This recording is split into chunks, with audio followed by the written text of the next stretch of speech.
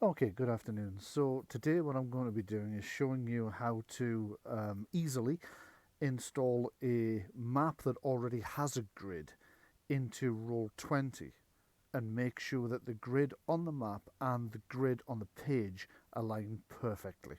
A lot of people have asked me about this one. In particular, we had a gentleman ask on Facebook just yesterday about doing exactly this.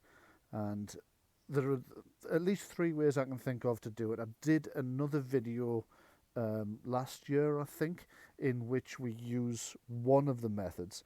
But actually, this method, which I discovered since making that, is a little bit easier, a little bit more simple to do, one or two fewer steps. And it's the method I now use in preference. So I thought I would show you this one. It's a fairly simple way to go about it. Now, for those of you who don't know, Roll20 pages already have a grid on. When you set the page up, you can set the size of each square in the grid.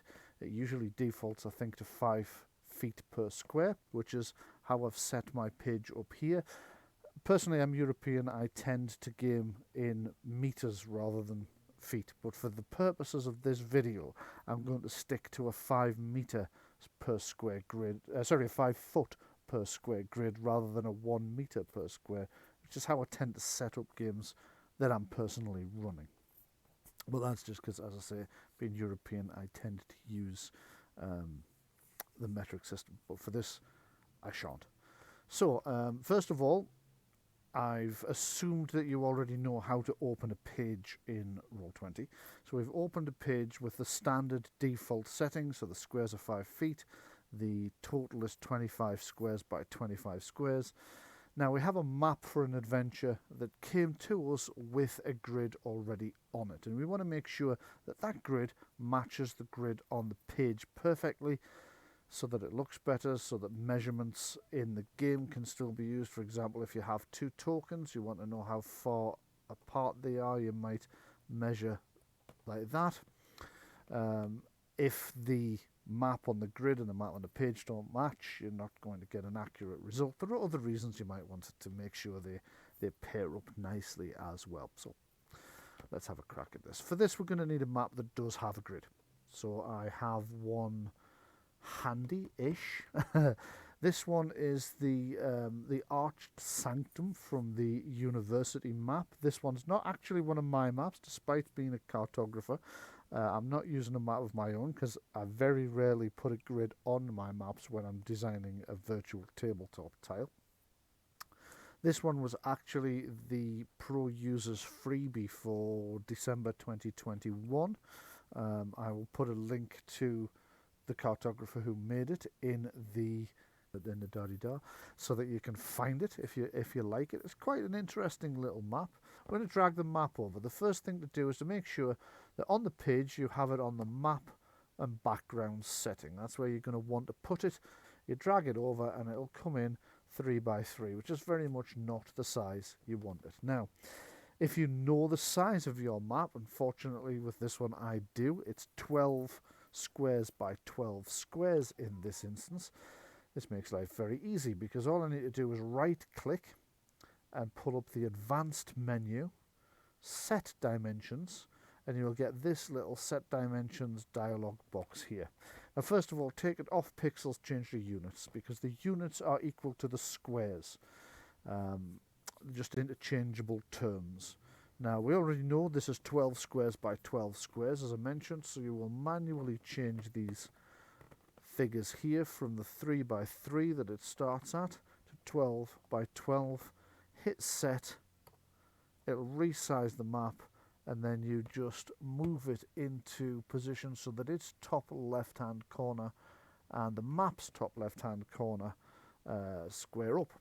You'll notice now that what's happened is the grid that it is on the map itself appears to have disappeared. It hasn't, it's just so perfectly aligned to the page grid that you now can't see it because it's behind. So what you do next is open the page dialog and turn the page grid off because you're not going to need it anymore. And there you go. You should now clearly see the grid that's imprinted on the map. which is now perfectly aligned to the grid size of your page. Obviously this is a 12 by 12 map, and the default of the page setting was 25 by 25, so we've got a lot of white space on the right hand side and the lower edge of the map that we don't need. So again, go back onto the page dialog, and in the settings simply change the width to 12 and the height to 12, and that'll cut off all the excess bits of the map. It still looks like white space there, of course, because the page is still, the screen rather is still that size, but the page is gone. If you try to put anything outside this map now, there would be nowhere to put it. The token just wouldn't place. You can leave that there if you want an area outside of your map to store tokens and what have you. You could have left the extra bit of the page on, but I like not to do that, or I like to do it this way. I don't know what's better grammar there. There you go. So there you go. You can quite clearly see that that grid is now a perfect alignment. You switch back to your objects and tokens, and you can place your objects and tokens on there quite happily. You can also go into your dynamic lighting and start setting your dynamic lighting up. I assume you already know how to do that. If not, I'll cover that in an entirely different video, because there's some interesting bits and pieces you can play around with dynamic lighting. But there you go, that's how you align your grid to the grid that's already printed on the map. You'll notice on this particular map the grid's actually only printed on the actual floor plan part. It's not printed in the walls, which gives you a nice clean view, doesn't clutter your image too much. I rather like that.